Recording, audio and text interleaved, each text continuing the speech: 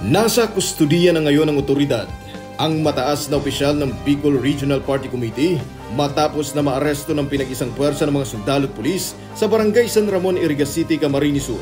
Alas 8 ng gabi nitong Biyernes, Oktubre 20, nang mahuli ng 49th Infantry Battalion, CIDG Albay at Philippine National Police Camarines Sur, si Mercy Santa Rosa Iskandor alias Iya o Julia, ang Exicom member at PIO ng BRPC, kasama ang isang Mark Lawrence Iscano alias Ricardo Paballa Ladelo, habang sila'y lulan ng isang pampasaherong jeep. Ito'y kasunod ng ipinalabas na warrant of arrest ng Regional Trial Court Branch 37, Iriga City sa kasong attempted murder. Nakuha sa kustodiya ni Iskandor ang isang hand fragmentation grenade, 3 anti-personnel mines o Molotov, IED Claymore mine, bandila ng Communist Terrorist Group at ilan pang makateroristang kagamitan.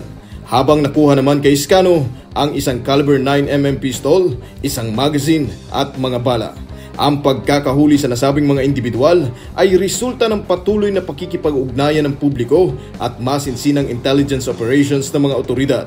Kaugnay nito, umaasa ang pamunuan ng 9th Infantry Spear Division Philippine Army na sa pagkakahuli ni Iskandor ay maging daan ito upang mahikayat ang natitira pang miyembro ng CTG na magbalik loob na lamang sa pamahalaan kaysa makulong dahil sa maling paninindigan.